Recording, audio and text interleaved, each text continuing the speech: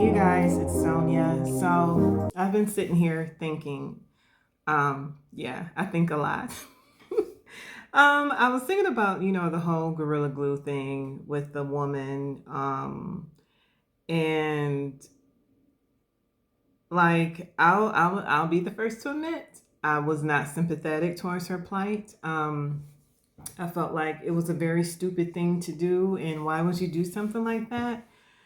But then as I learned more about her, I came to realize that there are some deeper issues with her because, first and foremost, I never thought that anybody in their right mind would do something like that. Like, I really felt like something's wrong with her. Like, something's not quite right up here to do something like that.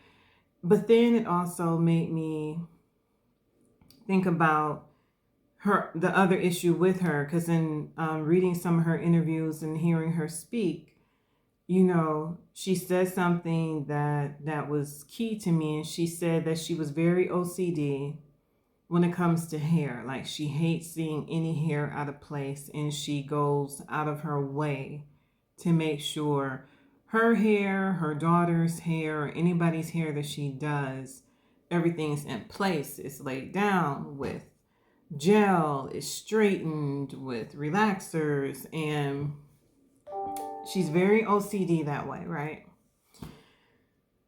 And to me, it made me think about Black women, Black people, and our hair as a whole, and how we even came to this point of feeling the need to straighten our hair, to thinking that our hair is not presentable if it's in its natural state, feeling that our hair is not presentable if it's kinky, coily, or showing if our roots, our nappy roots are showing and we hadn't gotten our retouch with the relaxer yet.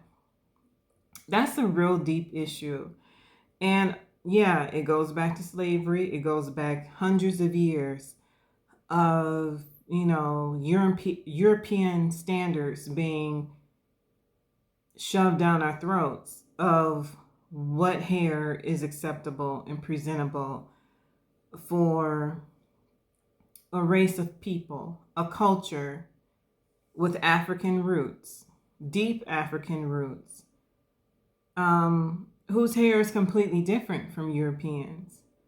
Our hair is not meant to necessarily hang bone straight. You know what I mean? We all know this. White people know this. They know how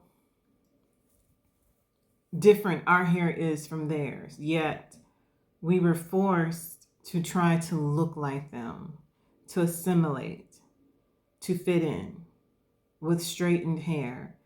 And, it kind of goes back to Annie Malone, trying to find a safer way to straighten our hair without using conch.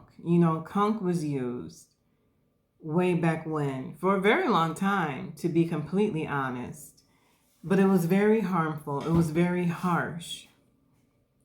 But even back then, in the late 1800s, early 1900s, Black people were so desperate to use something like conch to straighten their hair, so white people would look at them more favorably. So they would fit in and be afforded opportunities just because their hair was straightened.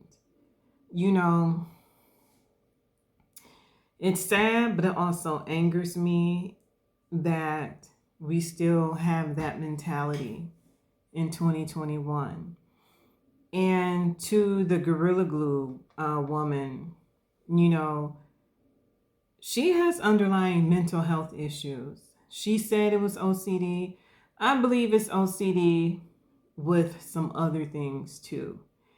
And I really hope that someone around her is encouraging her to seek mental health because all of this attention, even if it was unwanted and unintentional, is causing her even more stress.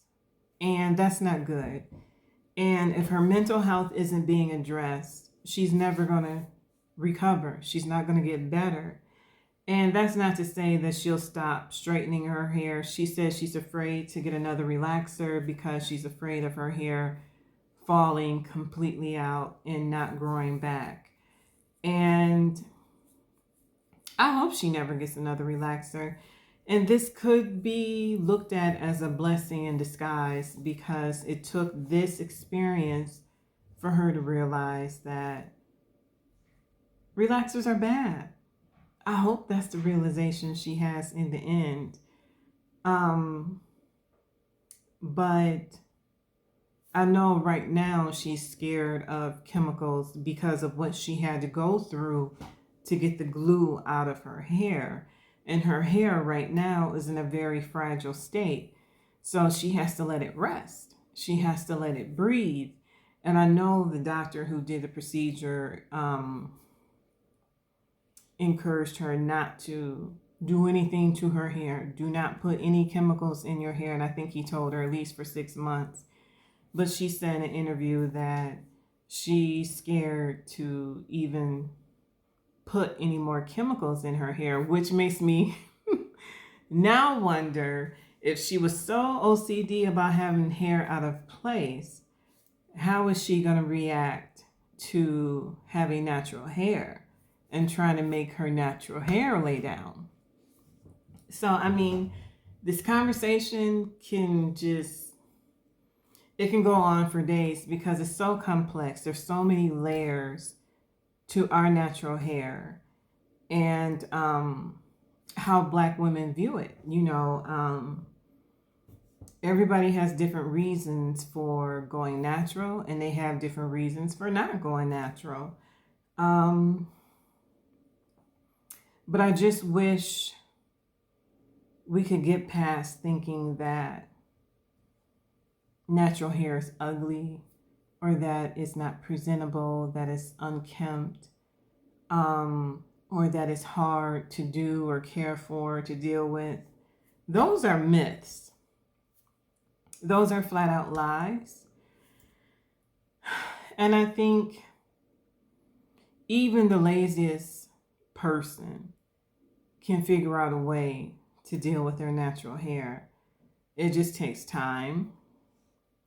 It takes patience and it takes practice. And,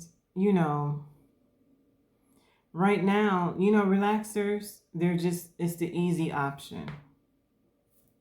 That's pretty much what it is. It's the easy option. And,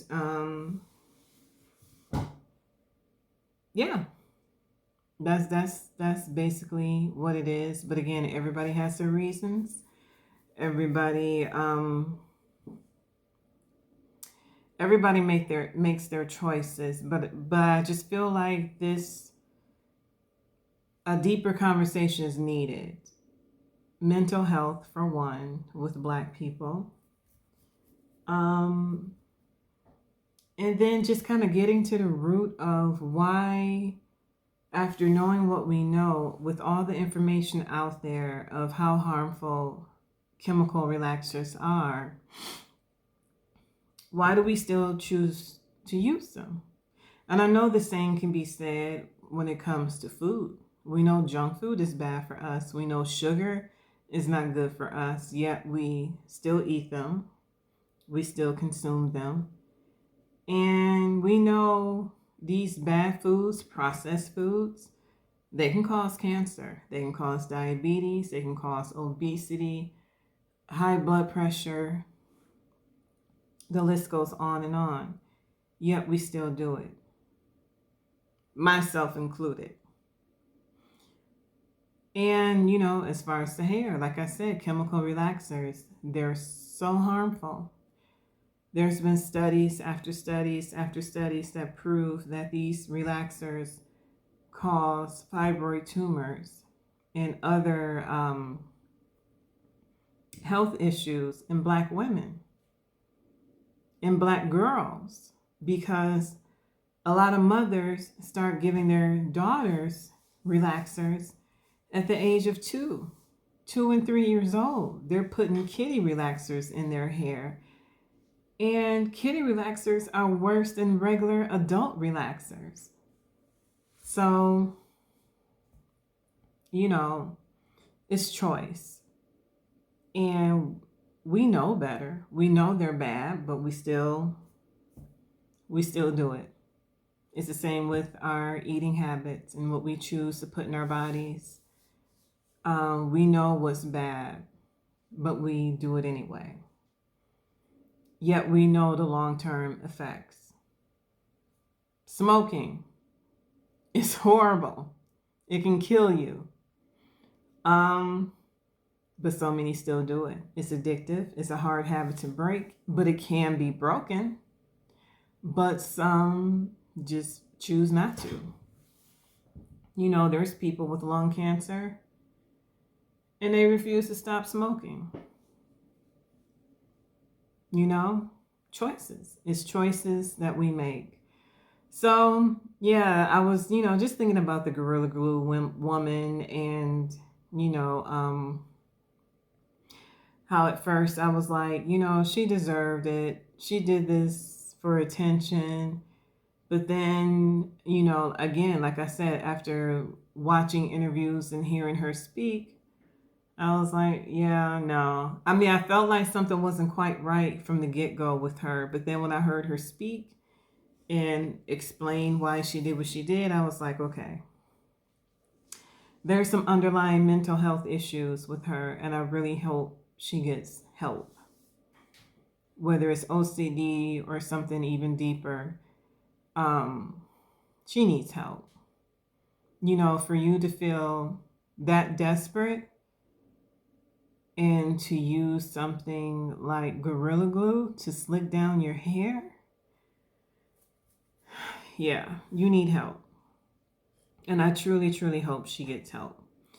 So that's my 2 cents, you guys. I just wanted to hop on and talk about that.